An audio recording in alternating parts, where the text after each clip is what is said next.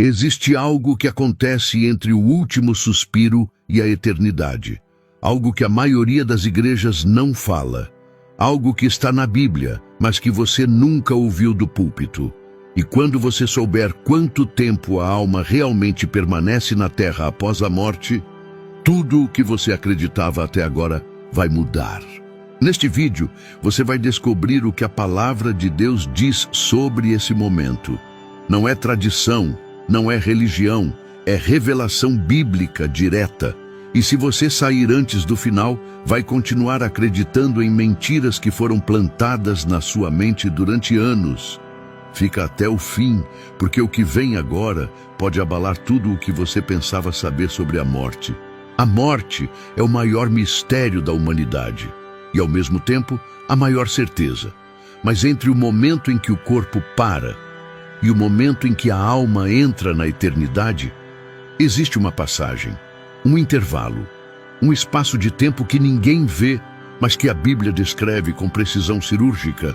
E esse tempo não é o que você pensa, porque a religião ensinou uma coisa, a cultura popular criou outra, e a palavra de Deus revela uma verdade completamente diferente. O que você vai ouvir nos próximos minutos não é teoria, não é interpretação pessoal, é o que está escrito, e vai confrontar tudo o que você aprendeu sobre o que acontece depois da morte. Vamos direto ao ponto. A Bíblia não ensina que a alma fica vagando pela terra. Não ensina que ela fica presa aqui esperando algo. Não ensina reencarnação. Não ensina purgatório. Não ensina que você vai ficar flutuando por aí observando sua família chorar. Isso tudo é invenção humana. A palavra de Deus é clara. No exato momento em que o espírito se separa do corpo, ele vai para um lugar. Não fica, não demora, não espera, vai. E aqui está a primeira bomba que a maioria ignora. A alma não tem mais ligação com o corpo após a morte. Eclesiastes 12:7 diz com todas as letras: o pó volte à terra como era, e o espírito volte a Deus que o deu. Volte. Tempo presente. Ação imediata. Não diz depois de alguns dias. Não diz quando alguém orar. Diz que volte no instante da morte. O corpo vai para a terra. O espírito vai para Deus. Não existe meio termo. Não existe transição na dimensão física. E isso destrói completamente a ideia de almas penadas, espíritos presos ou qualquer tipo de presença espiritual de pessoas falecidas vagando pela terra. Mas tem mais. Jesus Cristo, na cruz, virou para o ladrão ao lado dele e disse algo que destrói completamente qualquer teoria de espera. Hoje estarás comigo no paraíso. Hoje, não daqui a uns dias, não depois do julgamento, não quando o corpo for sepultado. Hoje, aquele homem morreu e no mesmo dia sua alma estava na presença de Deus. Isso significa que o tempo entre a morte e o destino eterno é zero. Não existe intervalo, não existe espera, não existe transição aqui na Terra. A alma sai do corpo e entra imediatamente na eternidade. E isso muda tudo o que você pensava sobre morte, luto e despedida. Agora você deve estar pensando: mas e aquelas histórias de pessoas que dizem ter visto espíritos? E aquelas sensações de presença após a morte de alguém? E aqueles relatos de vozes, aparições, sinais? Escuta com atenção, porque aqui a coisa fica séria.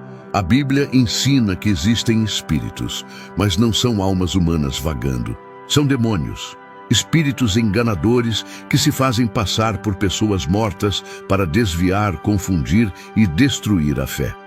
1 Samuel 28 mostra isso de forma chocante. Saul, desesperado, procura uma médium para falar com o profeta Samuel. E algo aparece. Mas repara bem, a própria Bíblia chama aquilo de espírito familiar, não de Samuel ressuscitado. Foi uma manifestação demoníaca. Isso acontece até hoje, em terreiros, em sessões espíritas, em casas onde as pessoas abrem portas para o sobrenatural sem discernimento. Pessoas juram que viram o espírito de alguém que morreu. Juram que sentiram a presença, juram que ouviram a voz, juram que receberam mensagens, mas a Bíblia é clara, os mortos não voltam. Hebreus 9:27 é direto e sem rodeios. Aos homens está ordenado morrerem uma vez, vindo depois disso o juízo. Morre uma vez, julga. Acabou, não tem volta, não tem aparição, não tem mensagem do além, não tem comunicação entre vivos e mortos. Se algo aparece dizendo ser alguém que morreu, não é a pessoa, é um engano espiritual, é uma farsa demoníaca. E milhões de pessoas caem nessa armadilha todos os dias, buscando consolo, buscando respostas, buscando contato. Mas estão abrindo portas para trevas que a Bíblia condena. Deuteronômio 18:11 proíbe expressamente consultar os mortos. Porque Deus sabe que do outro lado não estão os mortos, estão os demônios. E eles usam a dor da perda para escravizar almas. E aqui vem o ponto que ninguém quer ouvir, mas que você precisa saber. Se a alma vai imediatamente para o destino eterno, isso significa que não existe segunda chance após a morte. Não existe oração que salve alguém que já morreu. Não existe ritual. Não existe missa de sétimo dia que mude o destino de uma alma. Não existe novena. Não existe oferenda. A decisão é tomada aqui, em vida. Lucas 16 mostra isso de forma brutal, na história do rico e Lázaro. O rico morre. Sua alma vai direto para o tormento. Ele levanta os olhos, vê Abraão de longe com Lázaro ao seu lado e implora por misericórdia. E a resposta de Abraão é devastadora. Entre nós e vós está posto um grande abismo, de sorte que os que quisessem passar daqui para vós não poderiam, nem tampouco os de lá passar para cá. Não tem ponte, não tem saída.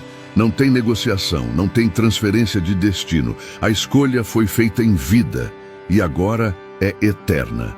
Isso significa que toda a teologia que prega salvação após a morte está mentindo.